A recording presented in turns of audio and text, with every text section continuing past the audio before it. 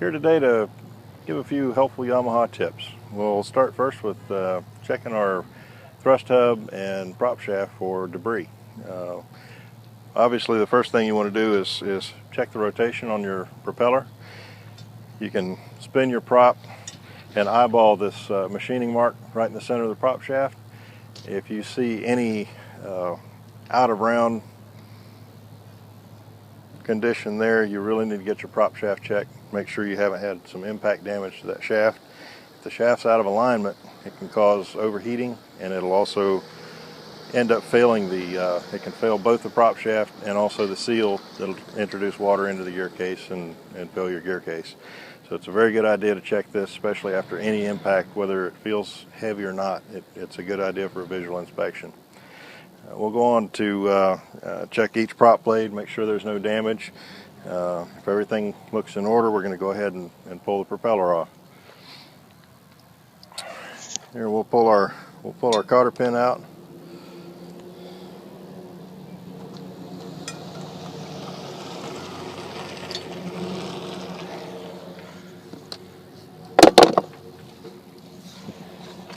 And I highly recommend some sort of stopping device. A 2x4 is great.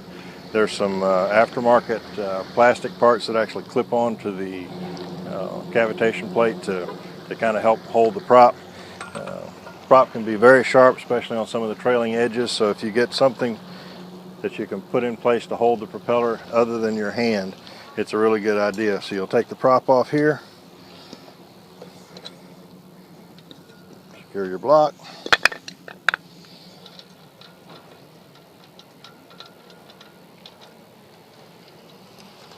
remove the nut and the washer,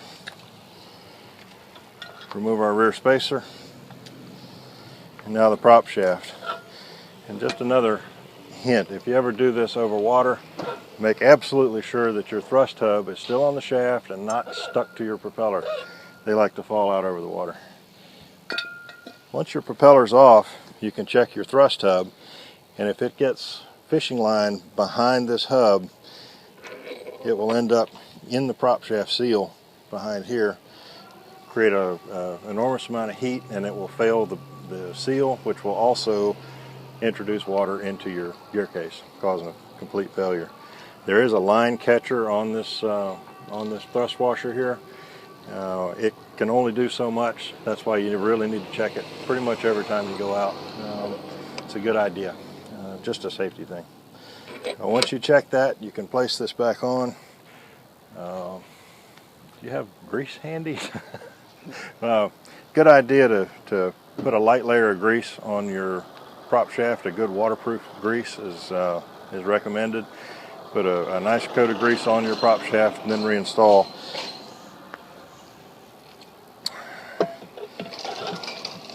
Place your propeller.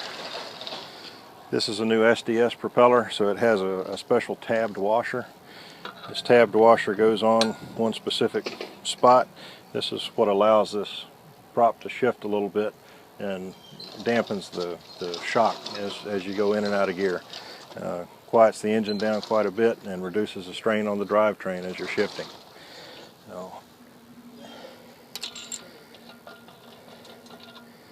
We'll replace our nut and washer.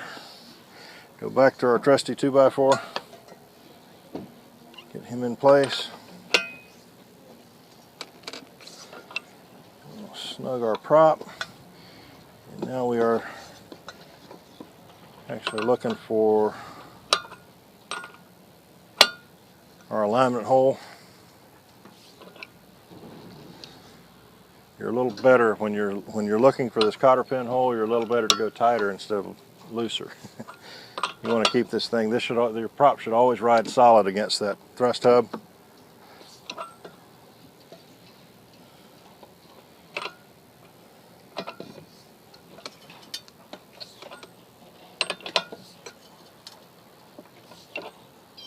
Oops, I did go too far.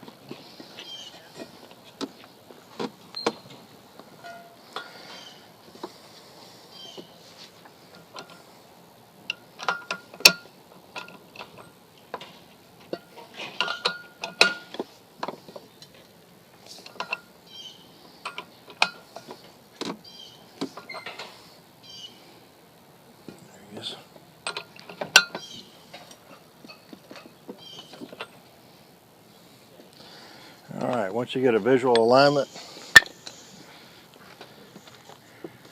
we'll go back and try our cotter pin again.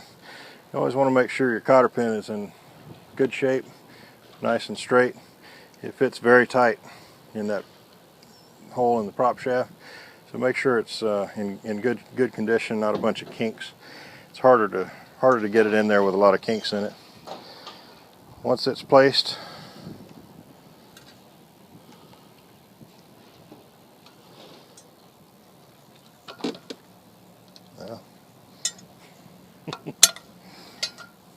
we'll go a little more on our nut.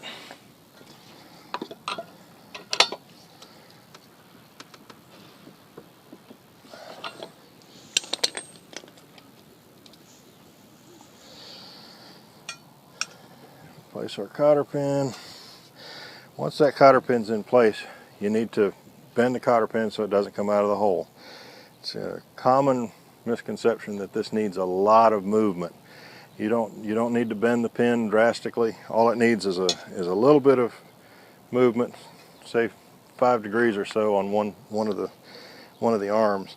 It'll keep it from coming out of the hole, but it also makes it possible to take that out and reuse the pin again.